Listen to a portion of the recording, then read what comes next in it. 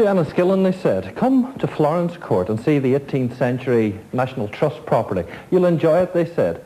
But having arrived here, I've discovered the real reason for my invitation. Apparently, the cleaner who normally cleans this house is on a day off, and they've asked me to step in. Now, I took up the challenge without realising a few facts. For example, fact number 1. This is the National Trust Manual of Housekeeping. This is the Bible of how to clean one of these houses. I forgot about this. Anyway, step 1, clean the wooden floors. Can't be too difficult. A bit of wax and a bit of elbow grease, I would have thought.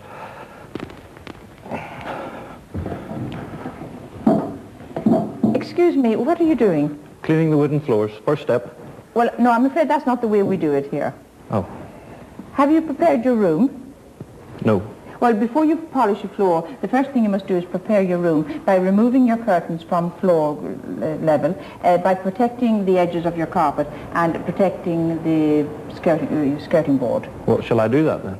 Well, no, we'll let you off this time because, in actual fact, we don't really want the traffic wax put on today. We only put it on 2 or 3 times a year, otherwise the floor will get too dark if you put it on too often. So how do you clean it in between times then, between the waxings? Well, in the meantime, in between the waxing, we use this mop which is covered with an impregnated cloth with equal quantities of vinegar and paraffin. Paraffin and vinegar? Yes, you just get an old container and you take about a half a pint of paraffin, a half a pint of vinegar, and then you cut squares of woolen, an old woolen blanket if you have it in the house. Now, it's important that it must be wool, because if you use man-made fibre, when you hang it up to dry, it'll dry out completely and the cloth will not be impregnated. Right. So it's absolutely essential to be wool. And then just clean the floor? And then you just clean the floor.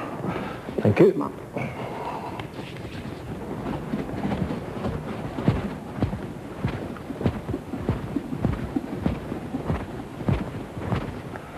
Well, that's the floors done, or half done. Now the brass work. Well, that's not too difficult. Get my cloth and me glue or brasso. What are you doing? Cleaning the brass work now. It says so here. Step 2. No. Oh. You don't. That's not the way you do it. How do you clean it? You must have your cloth. What's this for? That's for sealing the floor. Oh, right. Materials on. Right. And here's your cotton wool. Oh, you put this stuff in cotton wool? Yes, you must. Oh, I see. How much do you put on? A good thick coating, is it? Yes. Like that? Yes. Is there much brass work in this building? Yes, there is quite a lot. Is there? I better get on with it.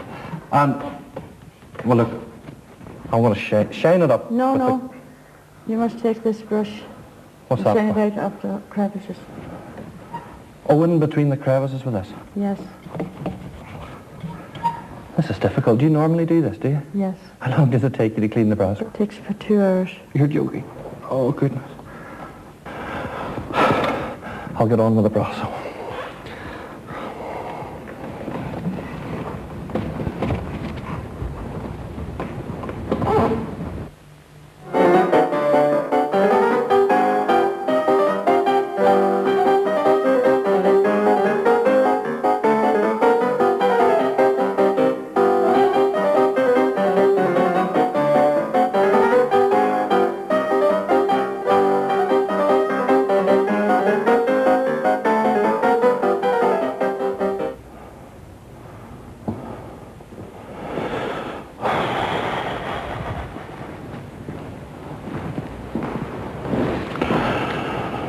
Chore 3, clean the books and documents, only to be done by an expert.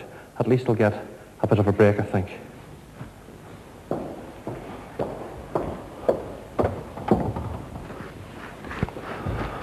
Well, girls, how do you clean books? And you've quite a few here to clean, I can see. You have to remove external dust from the books first, and that's done by holding the book very tightly from the top to stop dust penetrating into the pages, and simply dusting like that with a shaving brush. That is a shaving brush you have, isn't it? Yes, just ordinary shaving brush. Just the first, you don't go through all the pages like that, Gerry? No, we don't go through every page. Just where we feel it needs to be done. Can you repair those? Yes, we do very minor repairs when we're working in a library, using a flour and water paste, which we make up ourselves, and simply pasting up a corner. So I see from my manual of housekeeping, they even tell you how to lift the book from the shelf. Yes, that's right. Is that important? Yes, it is, because damage such as that can happen if it's not done properly. So how do you do it properly? A book should never be pulled out by the head cap like that. You should always try and get your hand to the foredge and pull it out. If there isn't enough room between the top of the book and the shelf above, then the two books either side should be pushed further in and that one pulled out. I must say, Fred, it's great to get a coffee break. What are you doing? I thought you were supporting some football team in there earlier. Yeah, it must have looked like that. No, in fact, this is a whirling hygrometer. It's an arrangement that we use for testing the relative humidity inside the house. Very important to keep the humidity within acceptable limits. And how often do you do this? Once a day? Oh, no. Once a week throughout the season. And I can be seen, as you say, supporting my favourite football team. The upkeep of a house like this must be absolutely tremendous. It is tremendous, but it's very important that the work be done. The whole object of the National Trust is to preserve properties such as this and all the furniture, tapestries and all the rest of it that we have inside. Yeah. That's why you have the manual, I suppose.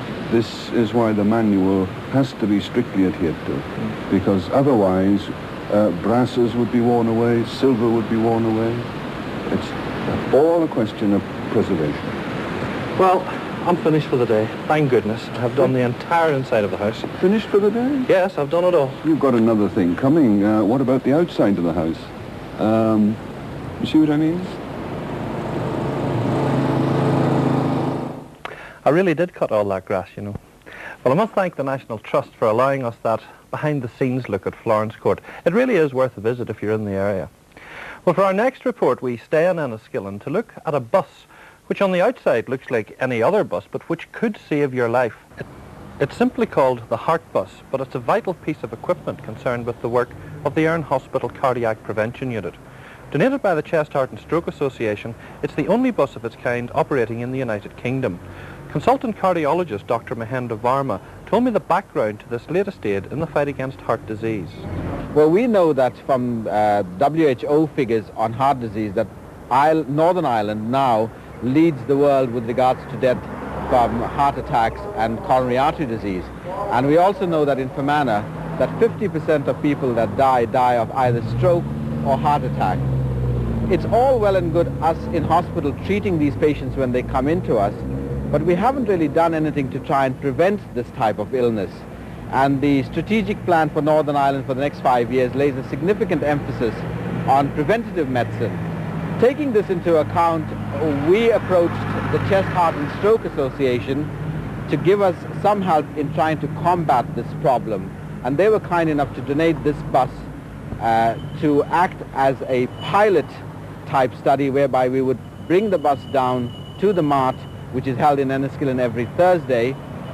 At this mart, we would hope that people voluntarily will go into the bus and will be screened for possible risk factors that may help us identify those patients at risk from heart disease. Can you think of any reasons to why Northern Ireland is top of that world league in coronary heart illness? Very difficult to say. It's a multifactorial thing. I think our lifestyle is perhaps slightly different from, say, people in the United States where they have now done a lot to improve their mortality. I think we perhaps overeat. We smoke far too many cigarettes. We, being a dairy producing country, probably eat a lot of animal fat. There's also possibly some inherited mechanism. It's really very difficult to pinpoint what the exact cause is, but there are many factors and these are some of them. So what actually happens when one walks in through the door of this bus until one gets out the other end of it? Well, firstly, nothing startling or life-threatening happens. The first thing that is done is their height is measured. A questionnaire is then filled out, and this questionnaire basically tries to identify various factors like smoking habits, alcohol habits, eating habits, exercise, etc. They are then taken and blood pressure is measured. Their height, after the height and weight is taken, a sample of blood is also taken, and the blood sample is rather important because from this we are able to assess what the level of fats are in their blood, whether they are in a diabetic type state or not, and various other things like liver function, which will perhaps tell us about the alcohol intake. They are then counseled as to whether they are overweight, underweight, what bad habits they have. And by the time they come out at the other end, we hope that the advice that we have given them will help them alter their lifestyle to their betterment. After all, we are dealing with lifestyle here, and it is our hope that we will prevent heart disease and hopefully identify those people at risk. Are people coming forward? Are they shy in coming forward? Are they frightened in coming into the bus? No, they're not actually. The first 2 weeks, the response has been so dramatic that we've had to organize an appointment system. It takes approximately 15 minutes to process an individual through the bus, and rather than waiting outside in the rain and queuing and getting irate, we have now started an appointment system, and we are now really booked out for the next 3 months. What would you describe at the end of the day success? What would success be for this bus? I think if we can identify 1 or even 2 people who are at risk and correct their lifestyle and then potentially prevent them getting ill, I think that's successful. All you need to do is save 1 life. Noticed at the start of the program you saw the young Enniskillen schoolgirls wearing lifestyle t-shirts. Well, each week we're going to give away 6 just like them if you can answer a simple question relating to the lifestyle program. And the question this week is, in the report from Florence Court, what were the 2 ingredients in the mixture to clean the wooden floors there? What was that mixture? If you think you know, jot the answer down on a postcard and send it to Lifestyle, P.O. Box 700, Belfast BT7 3JX. And do please write somewhere the size of the t-shirt you require. If you would like to contact us about any other item in tonight's programme, the address is the same, or you can always telephone us on Belfast 646 002. And don't forget those nominations for Kelly's Heroes. And that's it, but we take you back to Enniskillen for our end of programme. It's Phyllis Masterson with some local school children dancing us out. Until next week at 6:30, good night.